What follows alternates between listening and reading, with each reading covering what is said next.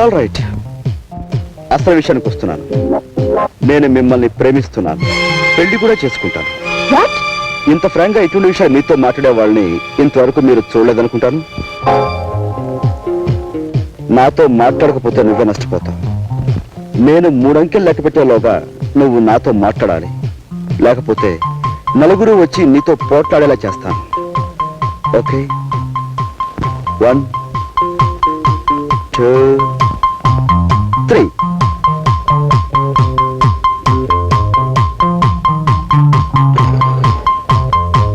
దేవి, నా మాట విని ఇంటికి వచ్చి చంటుడు పాలు లేక గిలగిలా తన్నుకుంటున్నాడు. నేను ఇంకెప్పుడు కోపడని హామీ ఇస్తున్నాను. సార్, మీరు పెద్ద మనిషి, మీరే నా న్యాయం చెప్పండి. మా ఆఫీసర్ నన్ను తిట్టాడని నేను నా భార్యను తిట్టాను. దాంతో అలుగు వచ్చేసింది. ఇంట్లో పిల్లలు కొక్కెట్టి ఏడుస్తున్నారు. ముగ్గురు పిల్లల తల్లి ఈ విధంగా చెయ్యొచ్చా? సపోజ్ మీరే ఉన్నారనుకోండి, మీ కోపం వస్తే మీరు మీ భార్యను తిట్టరా? అమ్మా, మీరే నా న్యాయం చెప్పండి. నేను చెప్తాను. ఏమిటన్నా ఇది? తప్పమ్మా, తప్పు. ఏమండి, నేను ఆయన భార్యను కాను. నాకు ఇంకా పెళ్ళే కాలేదు. మెళ్ళో మంగళసూత్రం కూడా లేదు. కావాలంటే చూడండి. దేవి, నువ్వు అంత మానంటావు నాకు తెలుసు. అందుకే పోపు డబ్బాలో నువ్వు వదిలేసిన ఈ మంగళసూత్రాన్ని తీసుకొచ్చాను. చూడండి సార్, ఇది పెళ్లి కాదంటారా? ఏమిటమ్మా ఇది? తప్పమ్మా, తప్పు. మెళ్ళో ఉండవలసిన మంగళసూత్రం పోపుల డబ్బాలో ఉండకూడదమ్మా. మొగుడెప్పుడు మొగుడే, పెళ్ళం ఎప్పుడు పెళ్ళమే. పొద్దు మొగితే ఇద్దరు ఒకటే. వెళ్ళమ్మా, వెళ్ళు. జాగ్రత్తగా తీసుకెళ్ళిన. దేవి,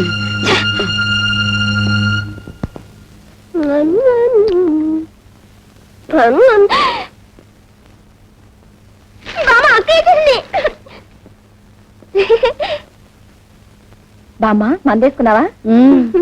వంట అయిందా? లడ్లు తిన్నావా?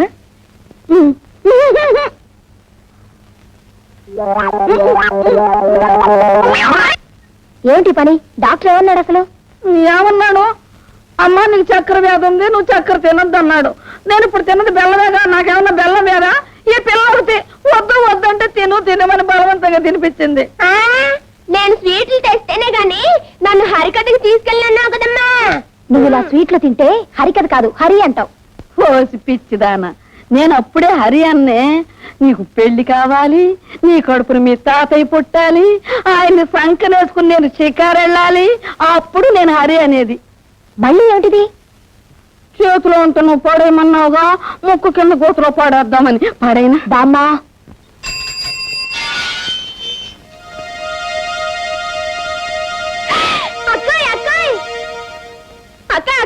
మన ఇంటికి ఎవరొచ్చారో తెలుసా? చూశాను. అతను ఎందుకు వచ్చాడు ఇక్కడికి? మా నాన్నకి విభూది ఇచ్చి నయం చేయడానికి వచ్చాడు. అక్క, హరిదాస్ లేదు, జై జగజ్జంత్రి అంటే ఎంత విభూది వచ్చింది. విభూతితో పాటు నీ కళ్ళలో కొట్టడానికి కారం తెప్పించలేదా? అయ్యో, కారం నేను అడగలేదే. నీ కావాలంటే చెప్పు, ఉఫ్ అంటే కారం వచ్చేస్తుంది. అక్క, నువ్వు వెళ్ళి కాసే విసిరివా? దీంతో కాదు, ఆ తల భద్రైపోయేటట్టు ఇప్పుడే రాయి విసురుతాను. ఏమిటి ఇలా ఉంటుంది? నేనే విసురుతా. ఏమిటమ్మా నువ్వు చెప్పేది నిజమే? నిజం బాబాయ్ గారు, దొంగతనం అతని వృత్తి.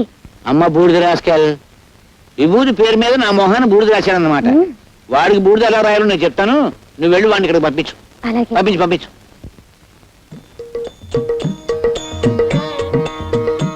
చిరంజీవి, నన్ను పిలిచావా నాయనా?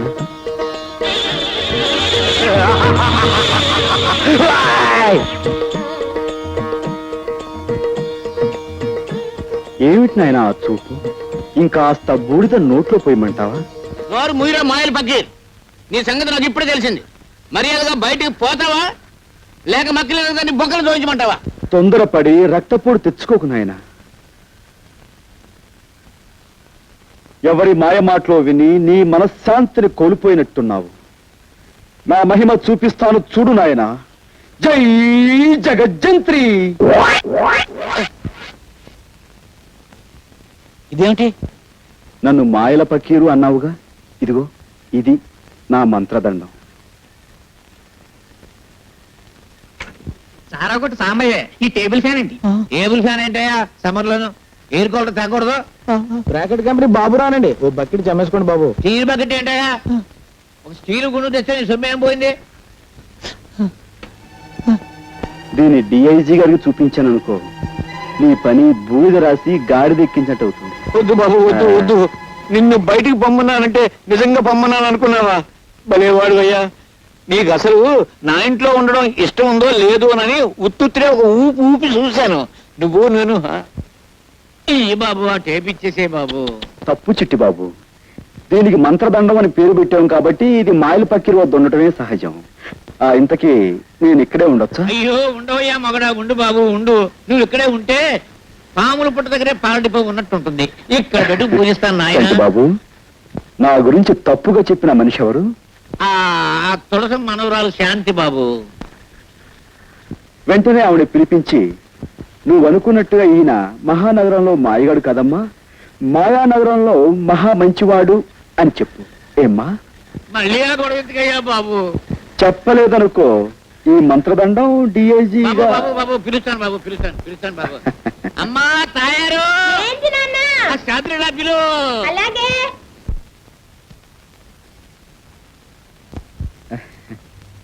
పిచ్చి మొహమా. చూడమ్మా, రాముడు ఎంతో మంచివాడు అనుకునే వాళ్ళు ఉన్నారు. అలాగే పెళ్ళాన్ని అనుమానించాడని, వారిని చెడుచారు నుండి చంపాడని చెడు చెప్పుకునే వాళ్ళు కూడా ఉన్నారు. కానీ నిజానికి రాముడు ఎంత గొప్పవాడంటే, అదిగో అమ్మో అమ్మ, ఇదిగో ఈ కుర్రాడు అంత గొప్పవాడు.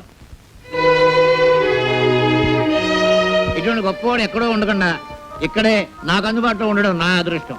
ఎందుకంటే ఇలాంటి గొప్పవాళ్ళతో నాకు బోల్డ్ డీలింగ్స్ ఉంటాయి. బాబాయ్, ఇంకేం అడ్డు చెప్పకు, అలా నిర్ణయం అయిపోయింది. చేతనైతే అతను ఆలనా పాలనా చూసుకో.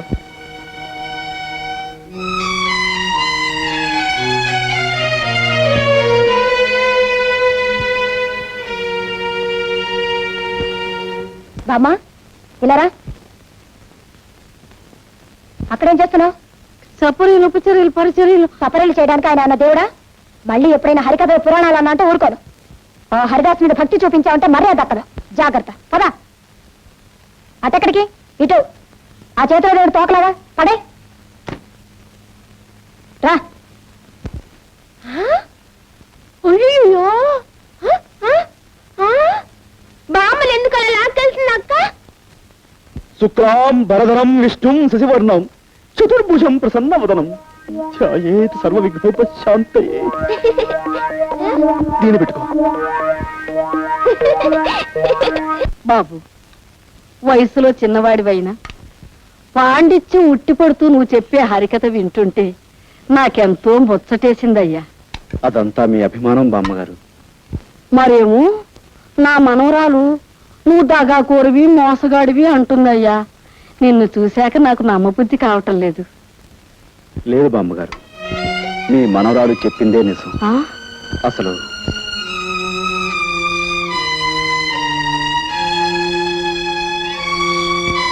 ఆ పరిస్థితుల్లో ఈ విధంగా మారాల్సి వచ్చింది బామ్మగారు. అంతే బాబు, కాలం అలా తరుముకొస్తుంటే నువ్వు మాత్రం ఏం చేస్తావు?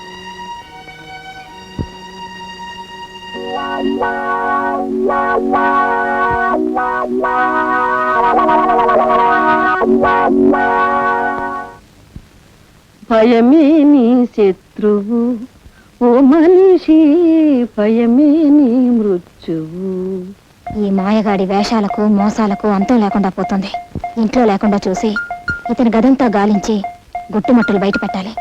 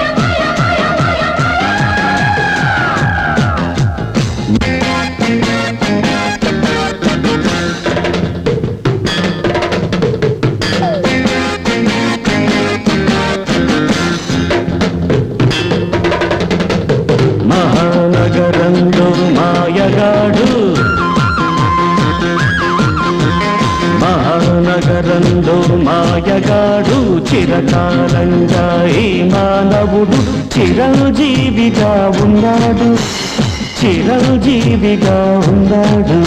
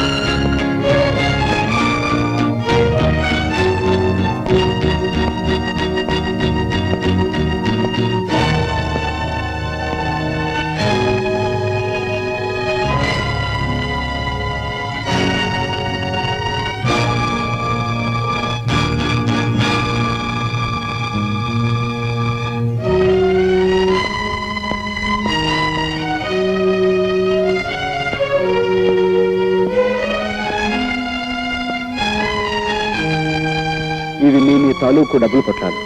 వీటి మీద మీ పేర్లు కూడా రాస్తున్నాయి. ఇది వరకు మిమ్మల్ని ఒకసారి క్షమించమని అడిగాను, ఇప్పుడు మళ్ళీ అడుగుతున్నాను. మీ డబ్బు కాజేసినందుకు నన్ను క్షమించండి. తీసుకోండి.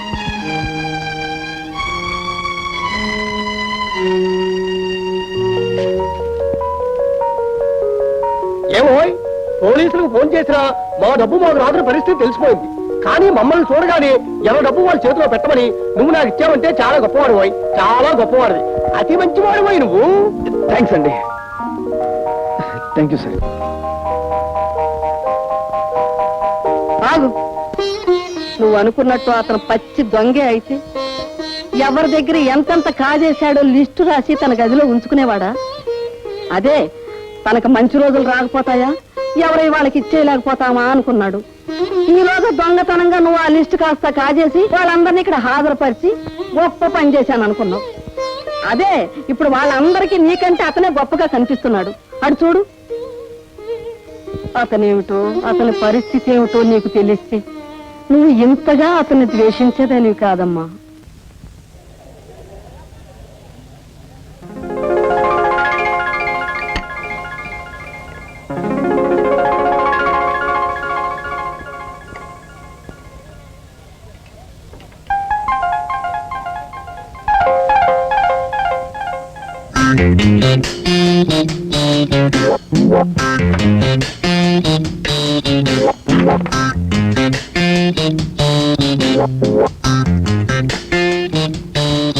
ఆల్ రైట్, నేను అసలు విషయానికి వస్తున్నాను. నేను నిన్ను ప్రేమిస్తున్నాను, పెళ్లి కూడా చేసుకుంటాను. ఇంత ఫ్రాంక్ గా మాట్లాడే మనుషులు మీరు ఎప్పుడు చూసుంటారు కదా. నాతో మాట్లాడకపోతే మీకే నష్టం. నేను 3 అంకెలు లెక్క పెట్టేలోపు మాట్లాడకపోతే నలుగురు వచ్చి పోట్లాడేలా చేస్తాను. ఓకే, 1 2 3. రాజా, నా మాట విని ఇంటికి వచ్చేసాయి రాజా. పిల్లలంతా నాన్న నాన్న అని ఏడుస్తున్నారు. ఇంకెప్పుడు వంట ఆలస్యం చేయదని ప్రామిస్ చేస్తున్నాను రాజా. రాజా, నేను నీ చరణదాసుని రాజా. చరణదాసు లేదు, మసాలా దోశ లేదు. రాజా, మర్యాద వెళ్ళి ఇక్కడి నుంచి. బాబాయ్ గారు, మీరైనా కాస్త చెప్పండి బాబాయ్ గారు. పోపుల డబ్బా ఏదో ఒంట్లో బాగోక వంట కాస్త ఆలస్యం అయిపోయింది. దాని గురించి నన్ను తిట్టి పిల్లల్ని కొట్టి ఇక్కడికి వచ్చేసారు.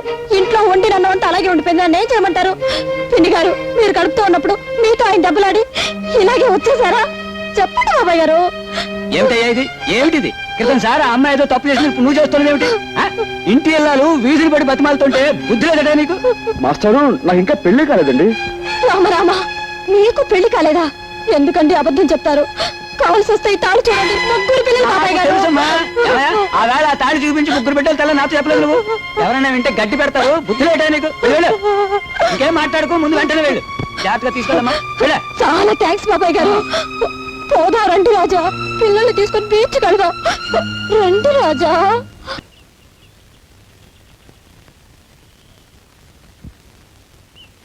చూడండి, మీ గురించి ఇప్పటి వరకు ఎన్నెన్నో కళ్ళు కన్నాను, కానీ మిమ్మల్ని చూస్తే వేరే లోకంలో ఉన్నట్టు కనిపిస్తున్నారు.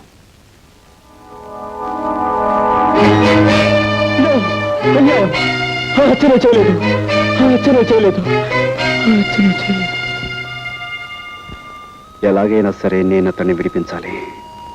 ఓహో, చూడండి, ఈ పోలీస్ కాలనీలో మీ హరికథలు విన్నవారంతా మీ భక్తురాళ్ళు.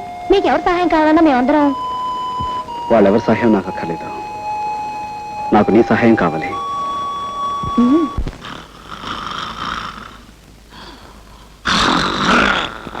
సార్, నమస్కారం సార్. నమస్కారం అండి. ఏమిటి, ఇద్దరు పెళ్లి చేసుకున్నారా? చాలా వింతగా ఉందే. ఇందులో వింతే ఉంది సార్. మీరు ఇచ్చిన 10,000 ఉంది కదా, ఆ 10,000 పెళ్లి చేసుకున్నాం. చేసుకోగానే మొదటి నమస్కారం మీరు చేసుకున్నాను, అక్కడికి వెళ్ళాం. తీరా వస్తే మీరు డ్యూటీ మీద ఇక్కడ ఉన్నారని తెలిసింది. ఇదిగో నేరుగా వచ్చేసాం. ఆశీర్వదించండి. మీ అభిమానానికి చాలా కృతజ్ఞుడు. డాక్టర్ గారు, మనం అడ్మిట్ చేసిన అంత కూడా ఉన్నాడే, వాడిని పోలీసులకు అప్పచెప్పి సాక్ష్యం చెప్పి చట్టాన్ని సహకరించిన ఉత్తముడు ఇతనేనండి. పాపం పెళ్లి కూడా చేసుకున్నాడు. పాపం డాక్టర్ గారు ఆశీర్వచనం పొందవా? పొందు. ఇదిగో చాక్లెట్ డాక్టర్ గారికి పాపం. Thank you sir. సార్, మీరు పర్మిషన్ ఇస్తే వార్డులో ఉన్న మిగతా పేషెంట్స్ కూడా స్వీట్స్ ఇచ్చి వాళ్ళ దీవెని పొందుతాం. షూర్, తప్పకుండా. మన తాలూగడ్డ అంతే. Proceed.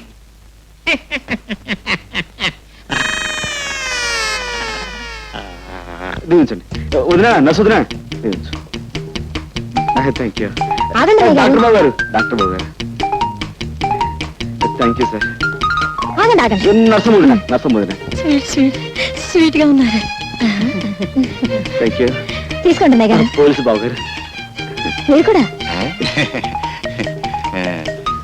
Thank you. లోపల పేషెంట్ బాబుకి స్వీట్. పోలీసులు బాగాలే, పేషెంట్లు బాగాలే.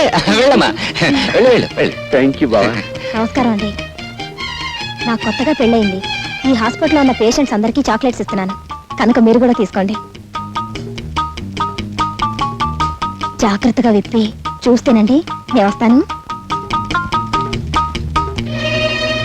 రాత్రి 10 గంటలకు నేను తప్పించేందుకు వస్తున్నా, సిద్ధంగా ఉండు.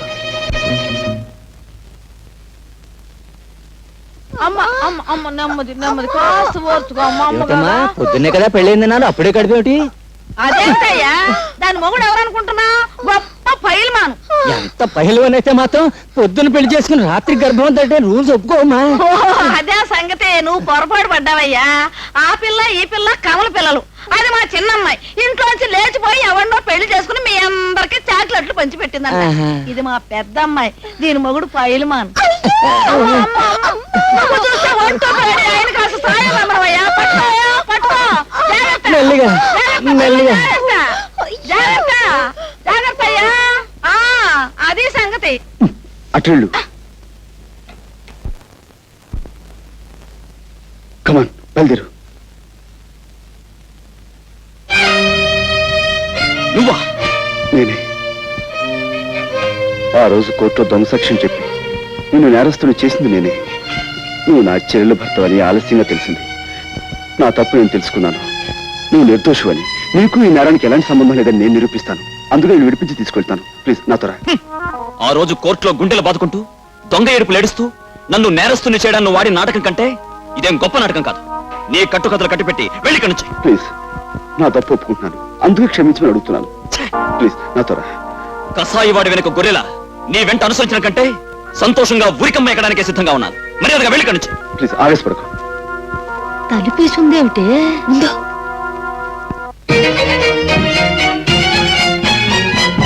నాన్న తనుకుంటున్నారా?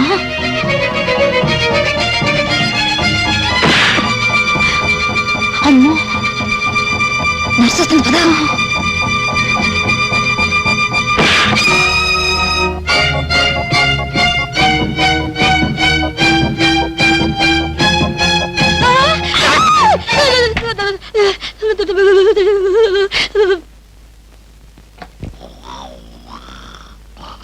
ఏమండి ఏమండి ఆ నేరస్తుడు గదిలో ఎవరెవరో ఉన్నారు.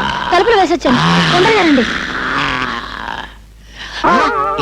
ఆ నేరస్తుడు గదిలో ఎవరెవరో ఉన్నారు. తలుపులు వేసొచ్చాను, తొందరగా రండి. అయ్యయ్యో,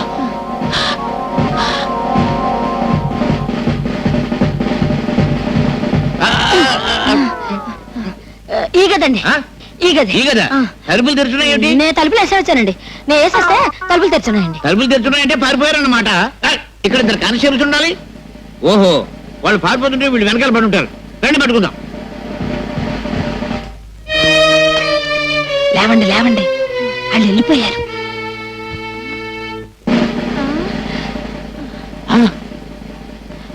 అమ్మయ్య బతికే ఉన్నారండి.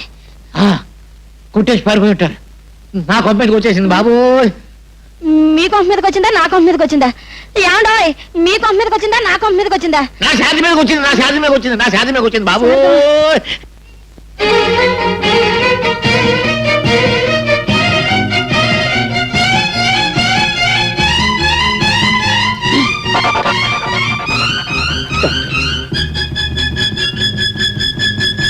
మీరు? అదేనండి, ఉదయం మీకు కనిపించే కొత్త దంపతులం అండి, మా అత్తయ్య గారండి. నైట్ డ్యూటీ స్టాఫ్ కూడా చాక్లెట్ ఇద్దామని వచ్చామండి. అందరికీ ఇచ్చారా? హాయ్, సరే. థ్యాంక్స్ అండి, థ్యాంక్స్ అండి. Good night sister.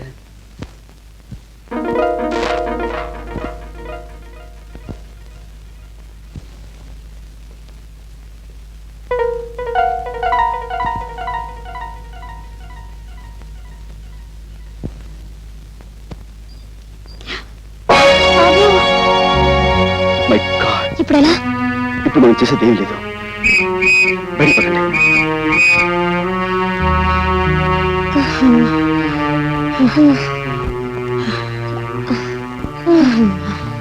వేసిన ప్లాను చేసిన రిస్క్ అంతా వృధా అయిపోయింది కదా. అతను నన్ను నమ్మకపోవడంతో వచ్చిన ప్రమాదం ఇది. నేను చెప్పింది నమ్మకుండా మనమేదో అపకారం చేసేవాళ్ళమని అతను తప్పించుకున్నాడు. ఈసారి అతను మళ్ళీ పోలీసులకు దొరికితే అతనితో మాట్లాడే అవకాశం కూడా ఉండదేమో. చేతులా నా చెల్లెలు చేసిన అపకారాన్ని సరిదిద్దుకునే అవకాశం మళ్ళీ రాదేమో. బావగారు,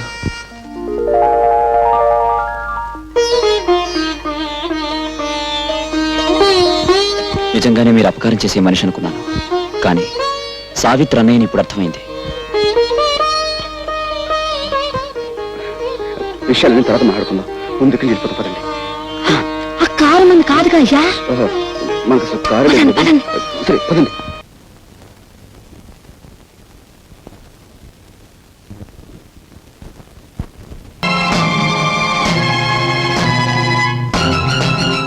నా ఇష్టం వచ్చిన వాడితో ఆడతాను పాడతాను, మధ్యలో నువ్వెవతివి?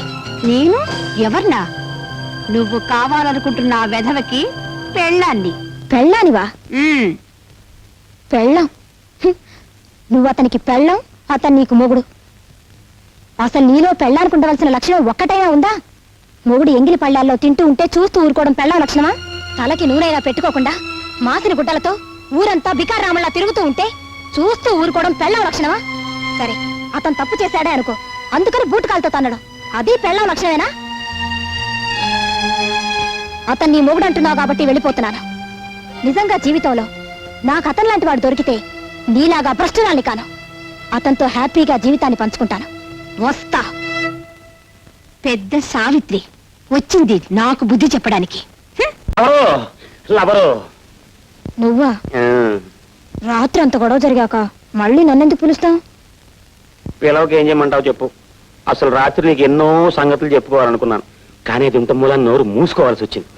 మరే రాత్రి నీ మాటలన్నీ విన్నాక నేను ఓ మొగుణ్ణి అన్న సంగతి నాకు జ్ఞాపకం వచ్చింది. ఉమ్, ఆ అది కాకుండా నీకు పెళ్లి కాకపోయినా మొగుడిని ఎట్ట గౌరవించాలో, ఎట్ట లాలించాలో, ఎట్ట బుజ్జగించాలో నీకు తెలిసినంతగా ఇండియాలో ఎవరికి తెలియదు అనిపించింది. అంచేత నువ్వు అంటే మన ఇద్దరం పెళ్లి చేసుకుందాం. నేను అంటే మాత్రం నీ పెళ్ళం ఊరుకుంటుందా? ఇదిగో దాని సంగతి ఎత్తకో, దానికి విడాకులు ఇచ్చేస్తాను నువ్వు అంటే. సరే నేను అంటాను, మరి మా పెద్దోళ్ళు ఒప్పుకోవద్దు.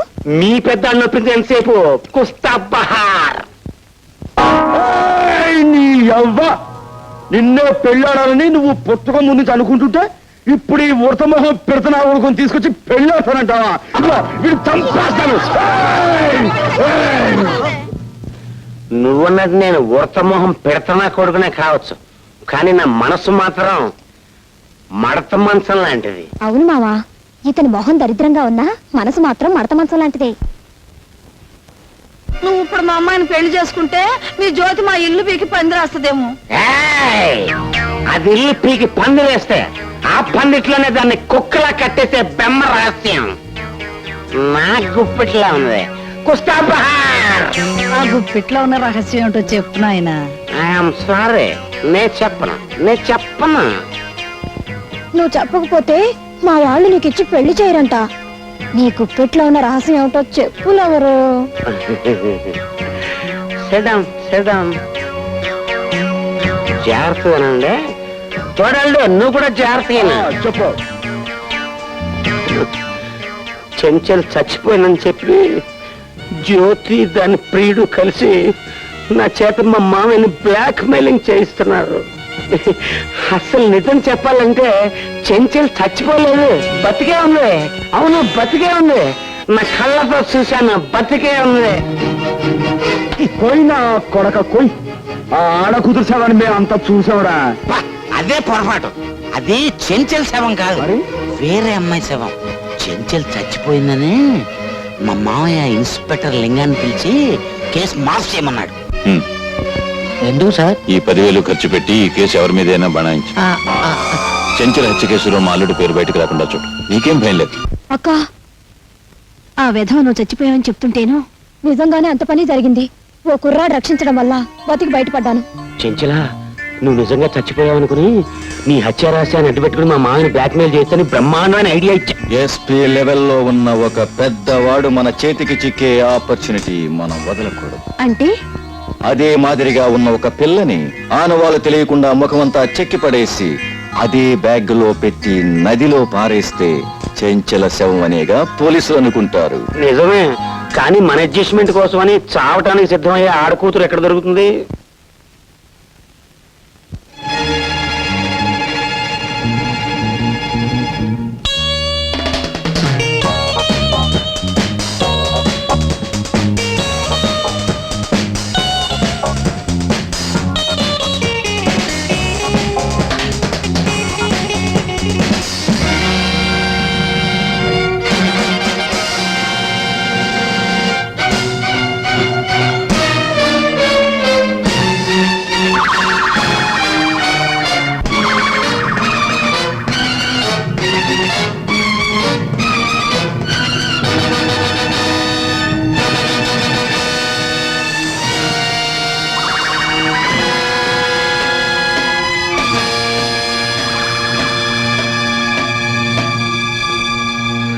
ఇప్పుడు చెప్పండి, చెంచల్ చచ్చిపోయిందంటారా బతికిందంటారా?